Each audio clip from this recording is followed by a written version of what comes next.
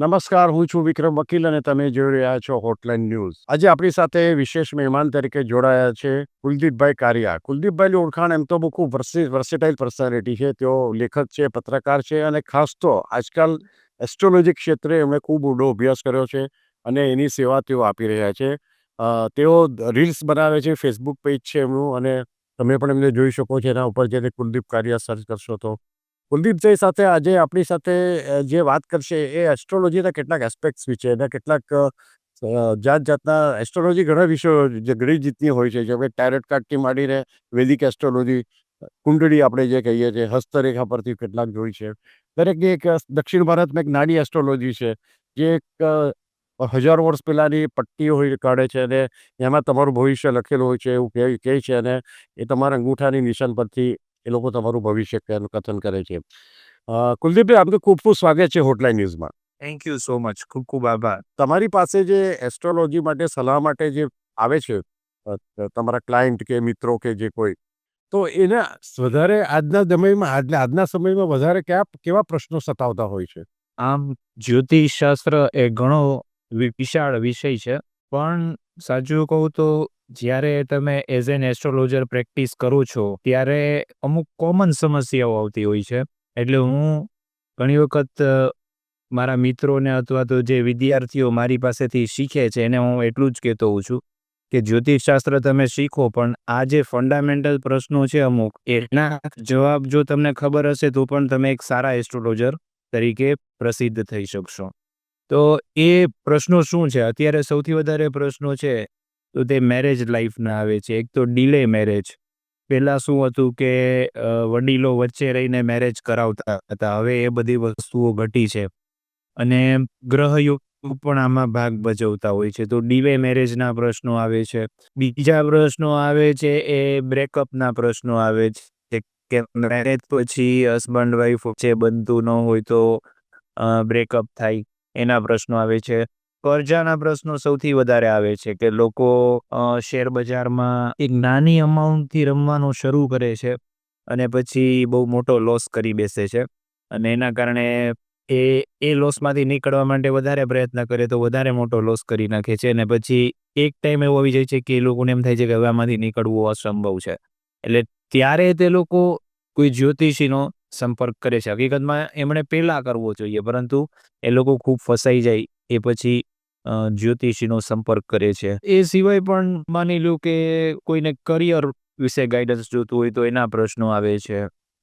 Education અને એમાં આગળ કઈ રીતે વધવું, કઈ લાઈનમાં જવું, એના પ્રશ્નો આવે છે. વિદેશ યોગને લગતા પ્રશ્નો પણ ખૂબ આવે છે, કારણ કે આજનું જે યુથ છે એને વિદેશ જવામાં બહુ જ રસ છે, અને જે ટેલેન્ટેડ લોકો છે સ્વાભાવિક છે કે આમાં આમ જોઈએ તો એક રીતે આપણા માટે સારું નથી ને એક રીતે સારું પણ છે.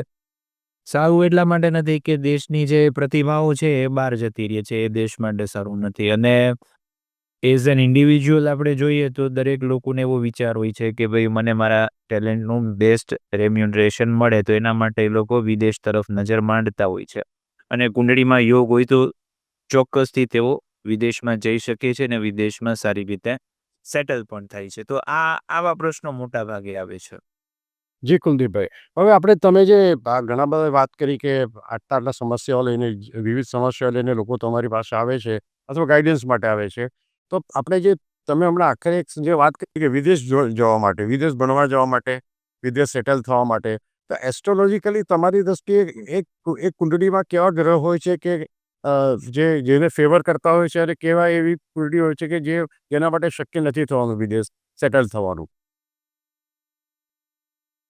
ચોક્કસથી કહું. મેઇન વિદેશ યોગ જન્મ કુંડળીમાં ક્યારે બને છે એના વિશેના સૂત્રો આપણા ઋષિમુનિએ ઓલરેડી આપી દીધા છે, બરાબર છે, અને એ જ સૂત્રો આજે પણ કામ કરે છે અને એક્યુરેટલી કામ કરે છે. પણ એ સમયની અંદર વિદેશ જવું એ ખરાબ માનવામાં આવતું હતું, કારણ કે જનરલી એક ગામથી બીજે ગામ જવું એ પણ કઠિન હતું એ સમયે, બરાબર, કારણ કે તમારે ચાલીને જવાનું હોય. ત્યારે કોઈ સાધનો નહોતા કંઈ કે તમે બસમાં જાઓ કે કોઈ વ્હીકલમાં જાઓ. તો તમારે સૌપ્રથમ તો પ્રશ્ન એ થાય કે જ્યોતિષની દ્રષ્ટિએ વિદેશ જવું એટલે શું, બરાબર? ધારો કે આજે આપણે મુંબઈમાં રહેતા હો તમે, અને ગુજરાતમાં જાઓ તો મુંબઈવાળા શું કે દેશમાં ગયા હતા. તો હવે દેશમાં ગયા હતા એનો મતલબ એમ કે અહીંયા તો એ પરદેશમાં છે. એનો અર્થ સીધો એમ થયો કે એ લોકો પરદેશમાં છે તો એ દેશમાં ગયા હતા. તો એ જ્યોતિષની દ્રષ્ટિએ તમે તમારી જન્મભૂમિથી 500-700 કિલોમીટર દૂર હો એટલે તમે વિદેશી ભૂમિ પર છો એવું કહેવાય. કારણ કે તમારું ખાનપાન બદલાઈ ગયું હોય, તમારી આબોહવા બદલાઈ ગઈ હોય, તમારી આસપાસની ભાષા અથવા બોલી બદલાઈ ગઈ હોય, થોડો ઘણો ફેરફાર આવી ગયો હોય. ભલે ગુજરાતમાં છો તો બધે ગુજરાતી જ બોલાતી હોય, પણ તો પણ લેકામાં ને એની ફૂડ આઈટમમાં થોડો ઘણો ફેરફાર આવી ગયો હોય. એ લોકોની જીવનશૈલીમાં રાજકોટના લોકો જે જીવન જીવતા હોય એવું સેમ ટુ સેમ જીવન ડાંગના લોકો ના જીવતા હોય. ડાંગને થાળી ભાઈ રાજકોટમાં વેચાતી હોય તો એ લોકો લાઈન લગાવે કે ભાઈ આ ડાંગી થાળી એટલે છે શું, બરોબર છે. બે કલ્ચર થોડાક ડિફરન્ટ પડી જાય એટલે તમે અહીંથી ધારો કે 500-700 કિલોમીટર દૂર જાઓ તો એ વિદેશ જ કહેવાય એસ્ટ્રોલોજીની દ્રષ્ટિએ, બરોબર છે. પહેલી વાત તો એ. પછી બીજી વાત એ નીકળે એટલો મતલબ એમ કે તમે ધારો કે કોઈ વ્યક્તિનો પૂનામાં જન્મ થયો છે અને પછી એ લોકો રાજકોટ શિફ્ટ થઈ ગયા છે તો એની કુંડળીમાં પણ વિદેશ યોગ બતાડશે જ.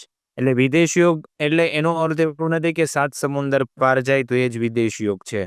પહેલો યોગ તો આ બની જાય છે કે જન્મભૂમિથી દૂર જવાના તમારી કુંડળીમાં યોગ છે. હવે જન્મભૂમિથી દૂર જવામાં 2 પ્રકારના યોગ હોય. પહેલા યોગ એવા હોય કે તમને વતનથી ફાયદો નથી. 3 પ્રકારના યોગ હોય.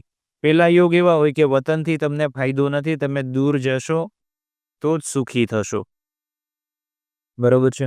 તો એ યોગ કેવી રીતે ખબર પડે? તો જો જન્મ કુંડળી છે એમાં ચોથું સ્થાન છે એ વતનનું સ્થાન.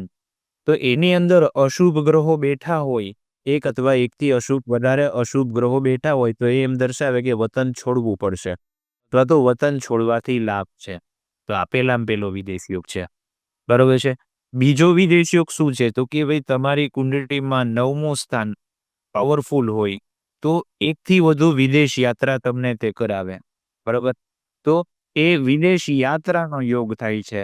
હજી તમે વિદેશમાં સેટલ નથી થતા પણ વિદેશમાં યાત્રા કરો છો, બરોબર છે. તમારું ધારો કે આવકના સ્થાનનો ગ્રહ છે એ 9મા સ્થાનમાં અથવા તો ભાગ્ય સ્થાનમાં બેઠો હોય તો એ તમને વિદેશથી આવક દર્શાવે છે. 10મા સ્થાનનો માલિક 9મા સ્થાનમાં બેઠો હોય તો એ તમને વિદેશ યોગ દર્શાવે છે, બરોબર છે. પણ એ વિદેશ યાત્રાનો યોગ છે, વિદેશમાં સેટલમેન્ટનો યોગ નથી. વિદેશમાં સેટલમેન્ટનો યોગ ક્યારે બને કે જ્યારે કુંડળીનું વ્યય સ્થાન હોય, 12મું સ્થાન હોય, એમાં સ્ટ્રોંગ ગ્રહો પડેલા હોય અને એની કમ્પેરિઝનમાં જે તમારું નેટિવ પ્લેસ છે એના ગ્રહો વીક થઈ જતા હોય. તો જ્યારે એ 12મા સ્થાનને લગતી દશા આવશે ત્યારે તમે તમારી જન્મભૂમિ છોડી અને વિદેશમાં તમે જતા રહેશો. ઘણા લોકો વિદેશમાં જઈને સુખી થાય છે, ઘણા લોકો વિદેશમાં જઈને દુઃખી થાય છે. તો એનું કારણ છે કે વિદેશમાં જવાના યોગ હોય પણ વિદેશનું જે સ્થાન હોય એમાં અશુભ ગ્રહો પડેલા હોય. એ લોકો વિદેશ તો જાય પણ વિદેશમાં જઈને દુઃખી થાય. તો જ્યારે એ લોકો એસ્ટ્રોલોજર પાસે આવે ત્યારે એને આપણે ચેતવી શકીએ કે તમે આમાં 100% વિચારીને જાજો, કારણ કે તમારે જવાના યોગ તો છે પણ જાશો તો તમને સંઘર્ષ પડશે.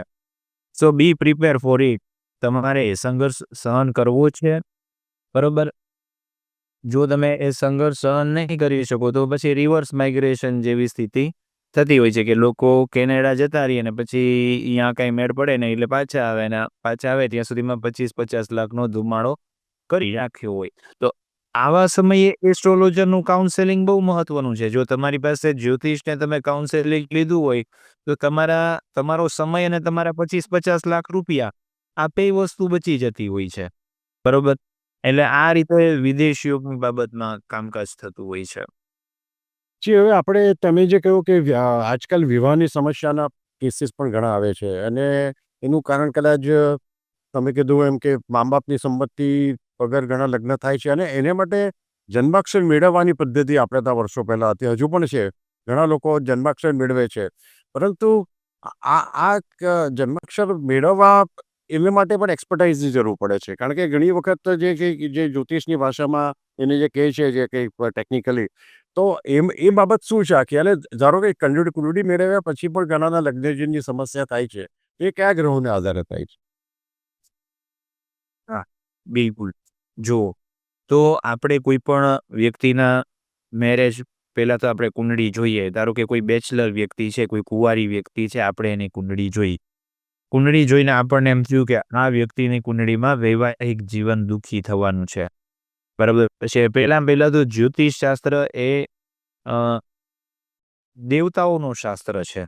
એટલે શું છે કે એક સિક્રેટ નોલેજ તમે જાણો છો કે જે ફ્યુચરમાં થવાનું છે તમે આજે જાણી લ્યો છો. બરાબર. તો એ સિક્રેટ નોલેજ તમે જાણ્યું પછી તમે શું કરવાના છો એને ચેન્જ કરવાની કોશિશ કરવી છે હવે તમારે.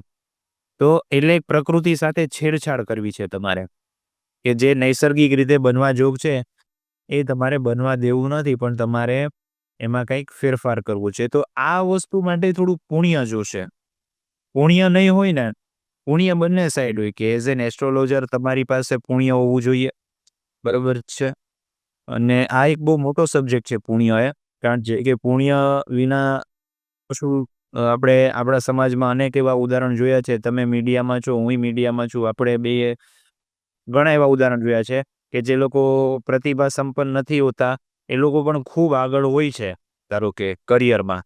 અને ઘણા પ્રતિભાશાળી લોકો પાછળ હોય છે. એનું કારણ શું હોય છે કે કોઈ પણ જે તે વ્યક્તિનું પુણ્ય બળ હોય, જે એને પાસ્ટ લાઈફમાં અર્જિત કરેલું છે, તો એના બળ થકી એનું જે ગાડી છે એ રોકેટની જેમ ઉડતી હોય ને આપણી ગાડી છે એ સ્લો ચાલતી હોય.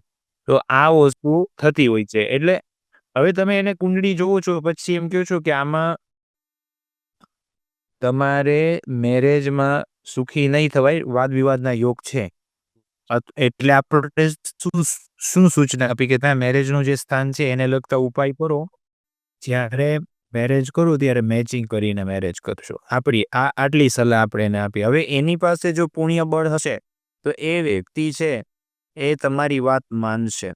અત્યારે બે પ્રકારના હોય કે એ માને ખરી ને નોય માન. Is free two accept or reject your statement. બરાબર છે. તો એ વ્યક્તિ માને છે તો પછી એના માટે જ્યોતિષીય ઉપાય કરે છે. હવે ઉપાય છે એ ફેઇથનું શાસ્ત્ર છે. જ્યોતિષશાસ્ત્ર અને ઉપાય આ બે અલગ અલગ વસ્તુ છે. જ્યોતિષશાસ્ત્ર છે એ ગણિત છે, પ્યોર મેથેમેટિક્સ છે, બીજું કાંઈ નથી. બરોબર. તમે જો થોડીક મહેનત કરો અને નિયમિત એના સૂત્રો તમે રટતા રહ્યો, પાકા કરતા રહ્યો અને એની પ્રેક્ટિસ કરતા રહ્યો તો તમે સારું પ્રિડિક્ટ કરી શકો. એ અઘરું નથી, લાંબુ છે, અઘરું નથી. બરોબર. પણ ઉપાય જે છે એ શ્રદ્ધાનો વિષય છે.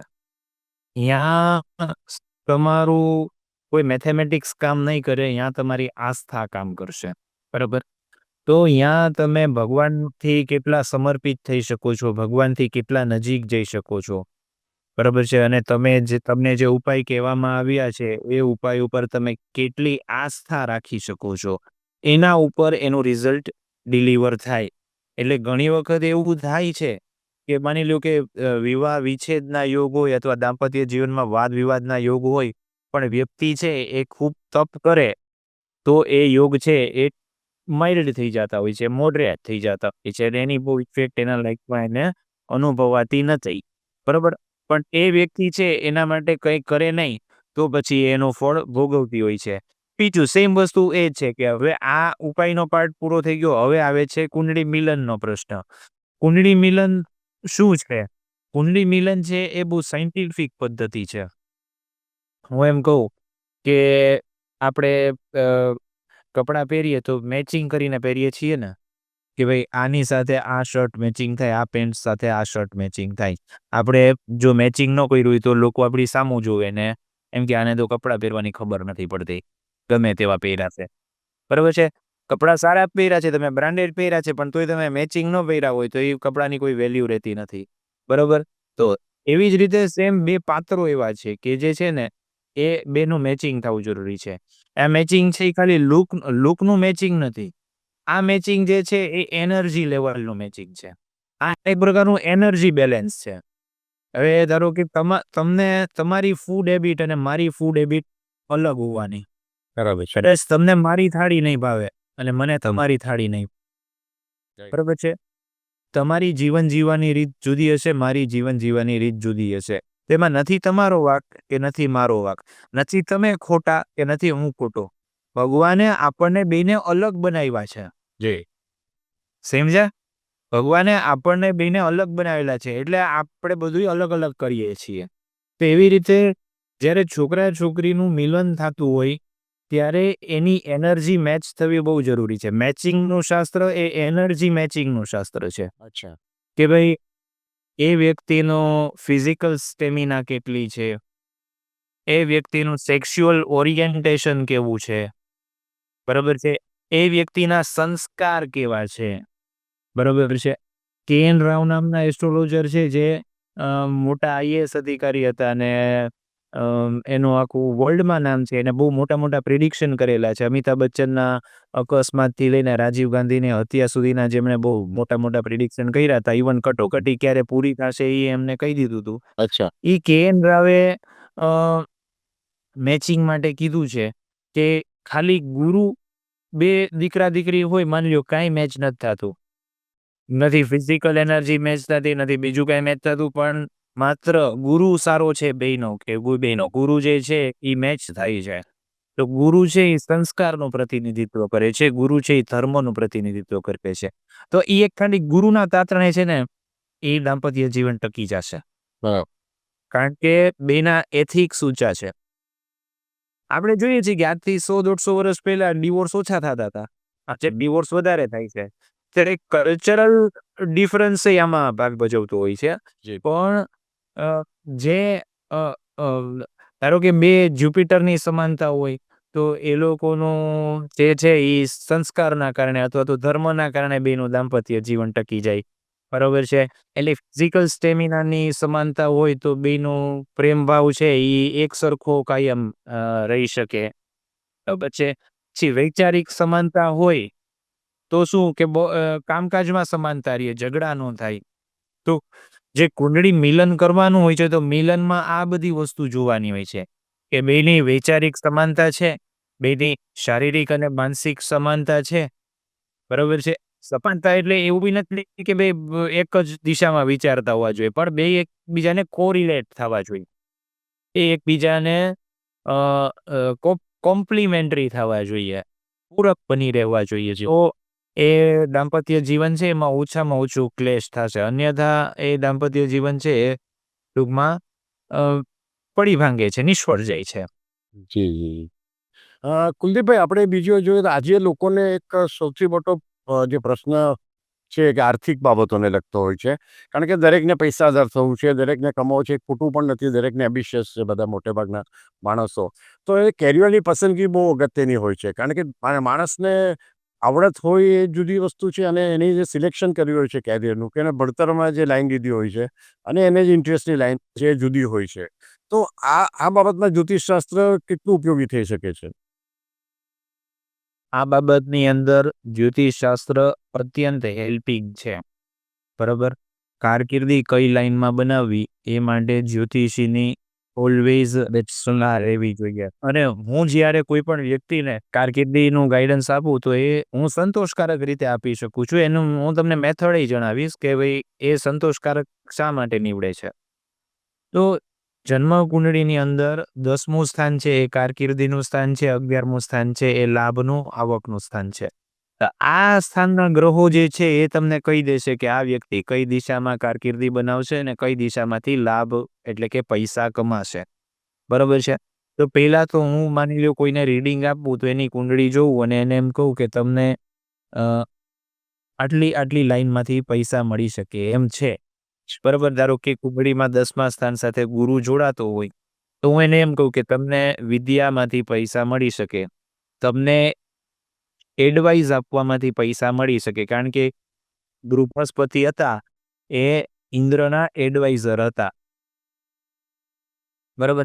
તો તમને એક તો ગુરુ છે એ વિદ્યાનો ગ્રહ છે એટલે વિદ્યામાંથી પૈસા મળી શકે, કારણ કે બૃહસ્પતિ ભણાવવાનું કામ કરતા. બીજું એ ઇન્દ્રના એડવાઇઝર હતા એટલે તમને એડવાઇસમાંથી પૈસા મળી શકે.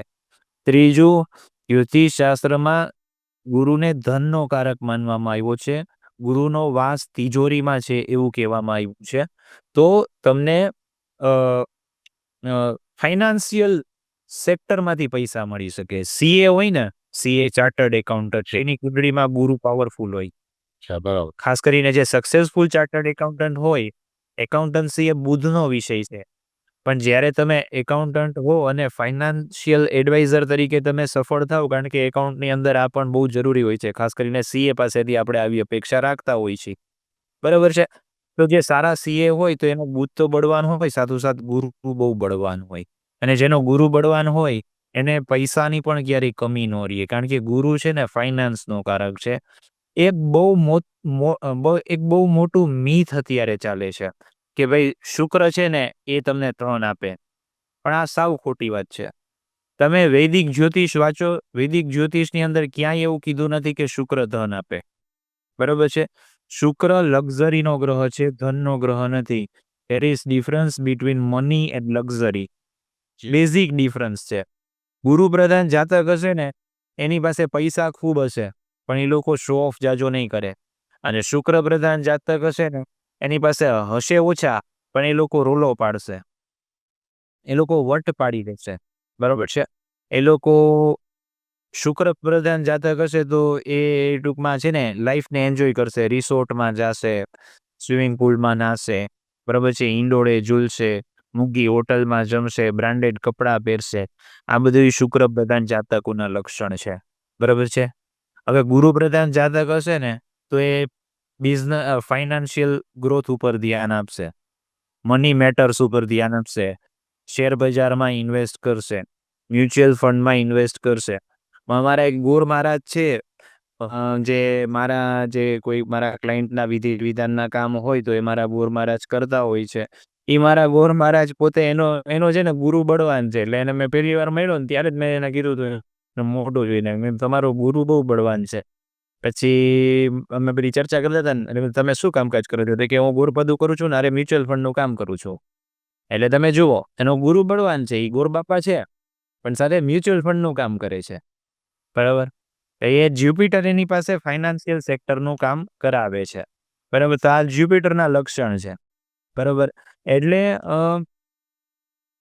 ખાસ કરીને કરિયર જ્યારે આપણે નક્કી કરવી હોય, આપણી આખી વાત નીકળી કરિયર નક્કી કરવા સુધી, તો ખાસ કરીને કરિયર જ્યારે નક્કી કરવી હોય તો કુંડળીનું 10મું સ્થાન અને 11મું સ્થાન એની સાથે કયા ગ્રહો કનેક્ટ થાય છે, કયા ગ્રહો જોડાય છે, બરાબર, એના આધારે કરિયરનું ગાઈડન્સ આપવામાં આવે.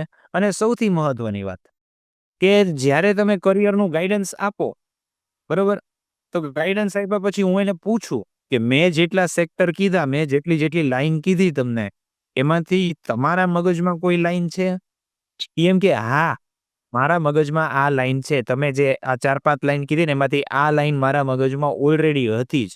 તો મેં કીધું એ ભગવાનનો સંકેત, તમારા મગજમાં હતી ને મારા હોઠે આવી, એનો મતલબ એમ કે ઈશ્વર તમારી પાસે આ કામ કરાવવા માંગે છે. ઈશ્વર છે એ તમને કઈ ફોન કરીને કહેવાના નથી કે તમે આ કરો, તમે આ ન કરો. એ તમારી આસપાસના જ કોઈ વ્યક્તિને માધ્યમ બનાવવાના છે, ચાહે એ તમારો એસ્ટ્રોલોજર હોય કે તમારો કોઈ ભાઈબંધ દોસ્તાર હોય કે તમારા માતા પિતા હોય. એસ્ટ્રોલોજર કોઈ ડિવાઇન છે એવું મારું કહેવાનું નથી, પણ એ ભગવાન તમને ડાયરેક્ટ નહીં કહે, પણ તમને વાયા મીડિયા કેવડાવશે. તો મેં તમને એઝ એન એસ્ટ્રોલોજર જે લાઈનની એડવાઇસ આપી એ જ લાઈન તમારા મગજમાં પણ હતી, તો એનો અર્થ કન્ફર્મ એવો થાય છે કે ભગવાન તમારી પાસે આ કામ કરાવવા માંગે છે, તમે આ કામ માટે બનેલા છો, તો તમારે એ કામ તરત જ શરૂ કરી દેવું જોઈએ. જી. જી, કુલદીપભાઈ, બીજી એક વાત એવી છે કે થોડાક લોકો પણ કન્ફ્યુઝ છે આ બાબતથી કે એસ્ટ્રોલોજરો ઘણા જે પ્રેડિક્શન કરે છે રાજકીય બાબતોનું, કે આપણે દેશ દુનિયામાં બનતી મોટી ઘટનાઓ બાબતોનું, તો એમાં તો કોઈ વસ્તુ એક વ્યક્તિ કોઈ હોતી નથી ઇન્વોલ્વ, કે હા વ્યક્તિની, ધારો કે નરેન્દ્ર મોદીની હોય કે અમિત શાહનું હોય કે બીજા કોઈ રાહુલ ગાંધીનું હોય તો એમનું પ્રેડિક્શન થઈ શકે. પણ જ્યારે ઇલેક્શનની ચૂંટણીના રિઝલ્ટો હોય કે કોઈ મોટી દુર્ઘટના બનતી હોય ત્યારે પણ એસ્ટ્રોલોજી કામ લાગે છે એને પ્રેડિક્શન કરવામાં? 110% કામ લાગે છે, પણ ડેટા એક્યુરેસી જરૂરી છે. હવે ધારો કે તમે આમાં માપી શકશો, મંગળ કેતુની આપણે જ્યારે યુતિ થઈ જૂન મહિનામાં, ત્યારે મેં એવું કીધું હતું કે આગ, વિસ્ફોટ, યુદ્ધ કે આ પ્રકારની કોઈ ઘટના ઘટશે, બરોબર છે. એ દરમિયાન પહેલા ઈરાન ઉપર અટેક પણ થયો હતો, અમેરિકા ઈરાનનું જે નાનકડું છમકલું થઈ ગયું યુદ્ધ જેવું, થોડુંક મિની યુદ્ધ જેવું. અને બીજી વસ્તુ એ થઈ ગઈ કે આપણે પ્લેન ક્રેશ થઈ ગયું, બરાબર છે. તો આ અને એ સિવાય પણ પ્લેન ક્રેશની એ દરમિયાન ઘણી બધી બીજે પણ ઘટનાઓ ઘટી, બરાબર છે. તો આ વસ્તુ શું દર્શાવે છે કે ગ્રહોની અસર મનુષ્ય જીવન પર છે. ગ્રહાધીનામ જગત સર્વમ એવું બૃહસ્પતિ સંહિતામાં લખેલું છે, બરોબર. તો એ પ્રિડિક્શનમાં હેલ્પફુલ આપણને ચોક્કસથી થઈ શકે, પણ આપણને હજી આ સાયન્સ છે એ લેવલે નથી પહોંચી શક્યું, અથવા તો આ સાયન્સ કદાચ પહોંચી ગયું છે પણ એઝ એન એસ્ટ્રોલોજર બધા એ લેવલે નથી પહોંચી શકતા હોતા કે પિન પોઈન્ટ કરી દે કે આ જગ્યાએ આ થશે, બરાબર છે. એટલે આ હજી સંશોધનનો વિષય છે, આ સાયન્સ જ છે. આમાં હજી ખૂબ રિસર્ચ કરવાની જરૂર છે, ખૂબ મહેનત કરવાની જરૂર છે, તો કદાચ એ લેવલે આપણે પહોંચી શકીએ. પણ આમાં છે ને એક કુર્મચક્ર કરીને આવે છે, હું તમને આનો ફોટોગ્રાફ મોકલીશ, તમે દર્શકોને બતાડજો. કુર્મચક્ર જે છે એ વરાહમિહિર જે આપણા પ્રસિદ્ધ ગણિતજ્ઞ છે એણે બનાવેલું છે. કુર્મચક્ર એમણે બનાવ્યું છે, તો કુર્મચક્રમાં કેવું છે કે 27 નક્ષત્રો જુદી જુદી જગ્યાએ ગોઠવેલા છે, અને એ નક્ષત્રોમાં જો કોઈ અશુભ ગ્રહ બેઠો હોય તો એ અશુભ ગ્રહ જે દિશા દર્શાવતો હોય એ દિશામાં નકારાત્મક ઘટનાઓ ઘટતી હોય છે, બરાબર. તો તમે કુર્મચક્રના આધારે નકારાત્મક ઘટનાઓનું પ્રિડિક્શન કરી શકો છો, અને કઈ દિશામાં બનશે એ પણ તમે પ્રિડિક્ટ કરી શકો છો. એટલે મેદનીય જ્યોતિષ છે તો એમાં તમને પ્રિડિક્શનમાં ઘણી ખરી હેલ્પ આ રીતે મળી રહી છે. જ્યારે અશુભ ગ્રહોની યુતિ કે એવું કંઈ થતું હોય તો અમુક પ્રકારની ઘટનાઓ ઘટવી એ નેચરલ છે, એ થાય જ છે, પ્રકૃતિનો નિયમ છે. અને માણસના સ્વભાવ ઉપર પણ ગ્રહોની અસર થાય છે, એવું આપણે અનેક વખત જોઈ ચૂક્યા છીએ, બરાબર છે. બીજી વાત હવે રાજકીય પ્રિડિક્શનની. તો રાજકીય પ્રિડિક્શન માટે પહેલાં આપણી પાસે કોઈ પણ નેતાની સાચી કુંડળી હોવી જરૂરી છે, બરોબર છે. ધારો કે હું તમારી કુંડળી જોઉં ને તો હું એટલું કહી શકું કે તમારી કુંડળીમાં ધનયોગ છે કે નથી, પણ હું તમારી કુંડળી જોઈને એમ ન કહી શકું કે વિક્રમભાઈના બેંક એકાઉન્ટમાં કેટલા પૈસા પડ્યા છે, એ કોઈ ન કહી શકે. તો અને જો એવું કોઈ કહેવાની કોશિશ કરે છે તો એ ફ્રોડ છે, બરાબર. આવી કોઈ વ્યવસ્થા છે નહીં, બરાબર છે. તો આ જ્યોતિષશાસ્ત્રની આ મર્યાદા પણ છે કે તમે એટલું ડીપ નથી જઈ શકવાના. હવે પોલિટિકલ વ્યક્તિની કુંડળી જોઈ તો આપણી પાસે એની સાચી કુંડળી હોય તો આપણે એના હાર જીતની આગાહી કરી શકીએ. રહી વાત દેશની ઇલેક્શનની, તો ઇલેક્શનમાં ધારો કે ભારતની ઇલેક્શન હોય, ધારો કે આ લોકસભાની ચૂંટણી હતી, તો લોકસભાની ચૂંટણીમાં મને જે લોકો મારી સાથે ચર્ચા કરતા હતા એ બધાને મેં કીધું હતું કે આ વખતે છે એ રૂલિંગ પાર્ટી છે એને ફટકો પડશે, બરાબર છે. તો એ કેવી રીતે ખબર પડે કે રૂલિંગ પાર્ટી છે, સત્તા પક્ષ છે, એને ફટકો પડશે, એ કેવી રીતે ખબર પડે? તો પહેલું તો કે ઇલેક્શનનું જે દિવસે રિઝલ્ટ જાહેર થવાનું છે એ દિવસે બપોરે 12 વાગ્યાની કુંડળી તમે જોવો, એ દિવસે બપોરે 12 વાગ્યાની કુંડળી તમે જોવો અને તમે એના ઉપરથી તમને આઈડિયા આવશે કે એ દિવસનું રિઝલ્ટ શું આવી શકે છે.